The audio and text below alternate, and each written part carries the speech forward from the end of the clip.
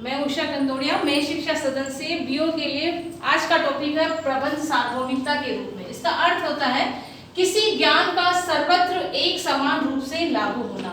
अन्य शब्दों में चाहे वो राजनीतिक क्षेत्र हो, सामाजिक क्षेत्र हो, व्यवसायिक क्षेत्र हो या गैर व्यवसायिक क्षेत्र हो, सभी देशों में या सभी संगठनों में समान रूप से लागू होना।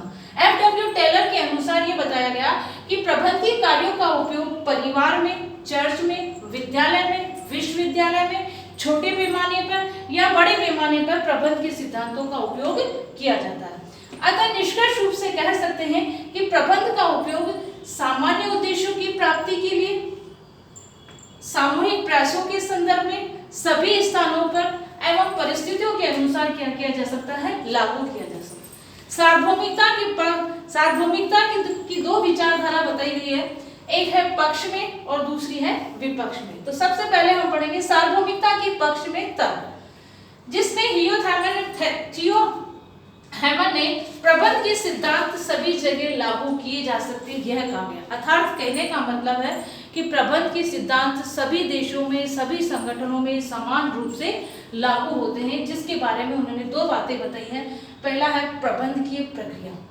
प्रबंध की जो प्रक्रिया है वह संगठन एवं देशों में समान रूप से लागू होती है, जिसके अंतर्गत हमने नियोजन को, संगठन को, नियुक्तिकरण को, निर्देशन को और समन्वय को शामिल या सम्मिलित किया है। दूसरा है प्रबंध की सिद्धांत।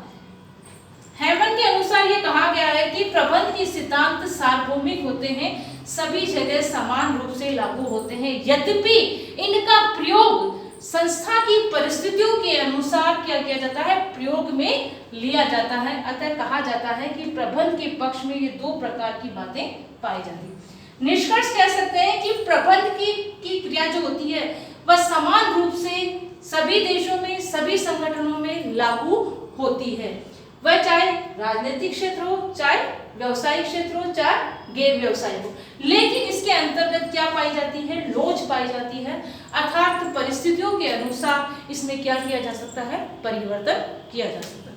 अब हमारी दूसरी विचारधारा है सार्वभौमिकता के विपक्ष में तर्क। सार्वभौमिकता के विपक्ष में तर्क में सबसे पहले स्टीफन रॉबिन्स ने यह बताया कि उन्होंने 5 दर्जन से भी अधिक सिद्धांतों का प्रतिपादन किया है, लेकिन इनमें से कुछ सिद्धांत ही वह लागू, कुछ सिद्धांतों को ही उन्होंने लागू किया है। क्यों?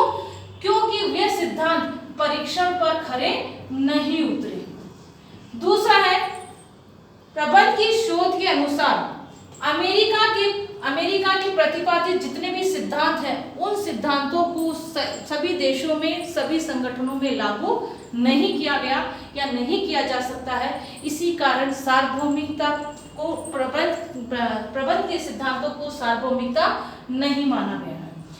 तीसरा है हॉलैंड के शोधकर्ता भी ने 1980 में 40 देशों के अंतर्गत मानव प्रणालियों का अध्ययन किया है और जिसमें यह बताया है कि मानवीय विशेषताएं अलग अलग होती है, यानी कहने का मतलब मानवीय विशेषताओं में भिन्नता पाई जाती है।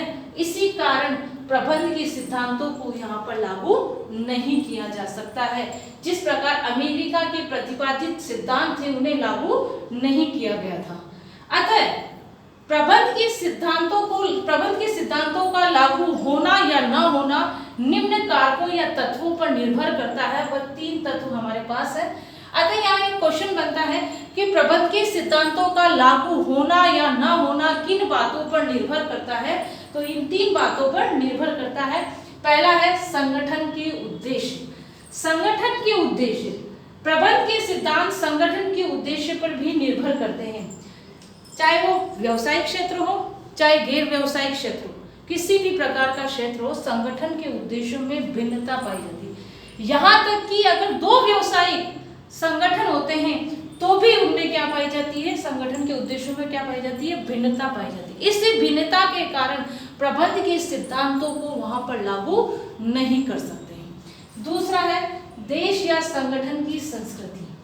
देश या संगठन की संस्कृति में भी क्या पाई जाती है, भिन्नता पाई जाती है। इसे भी सभी देशों में लागू नहीं कर सकते।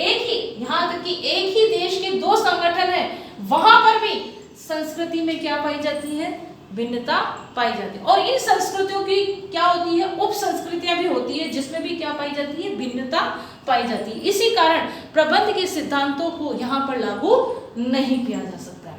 तीसरा है प्रबंधकीय दर्शन। प्रबंधकीय दर्शन के अंतर्गत मान्यताओं और विश्वासों को शामिल किया गया है, और जो संगठन का क्या करते हैं, प्रबंध करते हैं। मान्यताएं और विश्वास को शामिल किया गया, जो संगठन का प्रबंध करते हैं। और ये मानव प्रबंधकीय दर्शन कौन निर्धारित करता है, उच्च प्रबंधकों द्वारा